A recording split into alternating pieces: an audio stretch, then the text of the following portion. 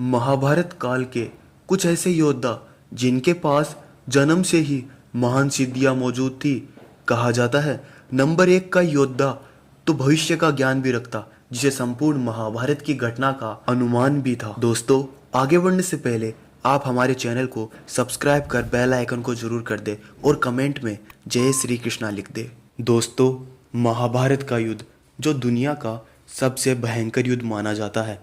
कहा जाता है इस युद्ध के अंदर कई महान योद्धाओं ने भाग लिया था और कुछ योद्धा तो जन्म से ही दिव्य शक्तियों और सिद्धियों के साथ जन्मे थे। किसी के शरीर पर जन्म से ही दिव्य कवच था तो किसी के मस्तक पर दिव्य मणि विराजमान थी। किसी को भविष्य का ज्ञान था तो किसी को भविष्य का अनुमान करना। श्री कृष्ण तो स्वयं भगवान थे, उनको इस भविष्य और इस युद्ध का पूर्ण अनुमान था। लेकिन श्री कृष्ण के समक्ष कई चुनौतियां आई, क्योंकि इस महाभारत के युद्ध में उनके सामने जो योद्धा लड़ रहे थे वह कोई साधारण योद्धा भी नहीं। इसीलिए दोस्तों, इस योद्धाओं की कड़ी में हमने श्री कृष्ण को नहीं जोड़ा, क्योंकि वह स्वयं भगवान थे।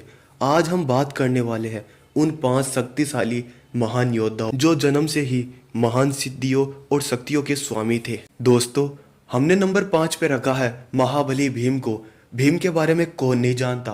माता कुंती ने पवन देव से भीम को पुत्र के रूप में प्राप्त किया, इसीलिए भीम को पवन पुत्र भी कहा जाता है। हनुमान जी के वह अनुज के रूप में भी जाने जाते हैं। दोस्तों, कहा जाता है भीम की महान बलवान शक्तियों के कारण आज उन्हें महान गदाधारी भीम भी कहते हैं। हमें ये ज्ञात है दुर्योधन के बचपन में विष देने से एक घटनाक्रम के कारण भीम में 1000 हाथियों का वाहन बल आया। दोस्तों, हम इस बल के मध्य किसी दिव्य स्तर की बात नहीं कर रहे, हम बात कर रहे हैं मल्ल युद्ध की। महाभारत युद्ध में मल्ल युद्ध में भीम से बड़ा और शक्तिशाली कोई भी योद्धा नहीं था। अब हम बात करते हैं उस दिव्य शक्तिशाली योद्धा की जो एक ही पल में संपूर्ण महाभारत को नष्ट करने की क्षमता रखता, जिसके 3 बाण संपूर्ण महाभारत को एक ही पल में समाप्त कर सकते। हाँ, हम बात कर रहे हैं महान वीर बर्बरिक। बर्बरिक दुनिया के सर्वश्रेष्ठ धनुर्धर में से एक थे।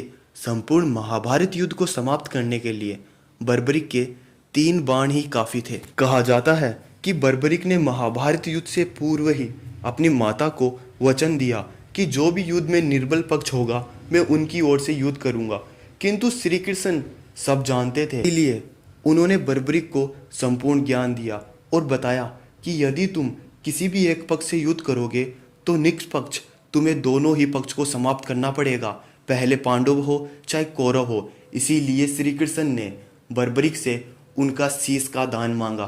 दोस्तों, बर्बरिक चाहते तो एक ही पल में दोनों पक्षों को समाप्त करने की शक्ति रखते थे, किंतु आज श्री कृष्ण की कृपा से और स्वयं श्री कृष्ण के रूप में उन्हें खाटू श्याम जी के नाम से पूजा जाता है। अब बात करते हैं नंबर 3 पर मौजूद सबसे शक्तिशाली योद्धा की।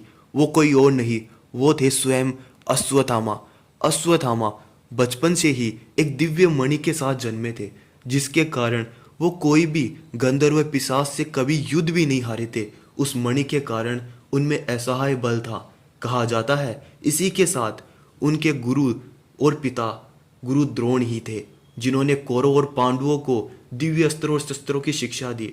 गुरु द्रोण को हर एक दिव्य अस्त्रों का ज्ञान था और जो उन्होंने अपने पुत्र अश्वत्थामा को भी दिया। लेकिन अश्वत्थामा कौरवों की ओर से युद्ध किया था। कहा जाता है वह अपनी शक्तियों और अपने घमंड के कारण अपनी राह भटक गया। यदि अश्वत्थामा वास्तव में धर्म के पक्ष में होता और पांडवों की ओर से युद्ध करता तो यह युद्ध कब का ही समाप्त हो जाता। अश्वत्थामा के बारे में कुछ कहानियों के अनुसार यह भी कहा जाता है कि ये स्वयं महादेव रुद्र के अंश भी थे, जिसके कारण इनमें महान बल था।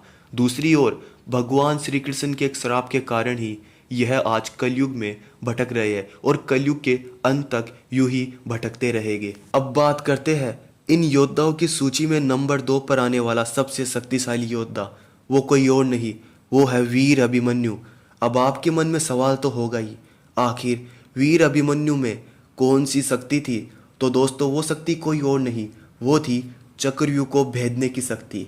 वीर अभिमन्यु ने अपनी माता सुभद्रा की कोख में रहकर ही उस चक्रव्यूह को भेदने की कला को सीख लिया था, किंतु वह उससे बाहर निकलने की कला को नहीं सीख पाए। इसीलिए वीर अभिमन्यु को उस चक्रव्यूह में प्रवेश करने की कला का ज्ञान बचपन से ही था, जो कोई साधारण बात नहीं थी।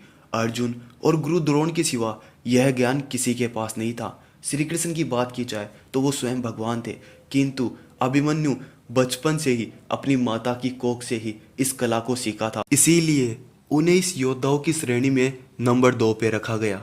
अब बात करते हैं नंबर 1 के उस रहस्यमय दिव्य शक्तियों वाले योद्धा की, जो महान पराक्रमी था और जिसे संपूर्ण महाभारत युद्ध का ज्ञान भी पूर्व से ही था। वो कोई और नहीं दोस्तों, वो थे सहदेव। भविष्य में होने वाली घटनाओं का ज्ञान पूर्व ही जान लेते, क्योंकि उनमें भविष्य जानने की सिद्धि पूर्व से ही मौजूद थी। और वह यह भी जानते थे आगे भविष्य में क्या क्या होने वाला है और महाभारत युद्ध में किसकी विजय होगी, कौन किसका वध करेगा और कौन कितना पापी होगा और कितना धर्म के साथ होगा, किसने किस प्रकार महाभारत युद्ध में वीर गति को प्राप्त किया है। किंतु सहदेव ये सब जानते हुए भी और इन घटनाओं के बारे में अनुमान होते हुए भी किसी के साथ ये बातें साझा क्यों नहीं की। दोस्तों, कहा जाता है इसके पीछे भी एक खास वजह थी, और वो थी समय चक्र को बदलना। यदि सहदेव सभी के साथ आने वाले समय की चर्चा करते रहते और अपने भाइयों को महाभारत युद्ध से संबंधित कुछ भी भविष्य में होने वाली घटना का पूर्व ही अनुमान बता देते, तो ये समय चक्कर के साथ खिलवाड़ था। इसीलिए सहदेव ने कभी भी किसी भी घटना के बारे में किसी को नहीं बताया। यदि सहदेव सब कुछ भविष्य से संबंधित महाभारत युद्ध के बारे में पांडवों को बता देते, तो शायद ही ये महाभारत का युद्ध होता। दोस्तों, ये थे महाभारत के 5 सबसे शक्तिशाली योद्धा। इसमें कई ऐसे योद्धा भी थे जिसमें पितामह भीष्म, गुरु द्रोण, महारथी कर्ण, एकलव्य। तो इन पर आने वाले समय में हम एक डिटेल में वीडियो जरूर लेकर आएंगे। अगर आपको हमारी ये वीडियो पसंद आए तो चैनल को सब्सक्राइब कर कमेंट में जय श्री कृष्णा जरूर लिखें।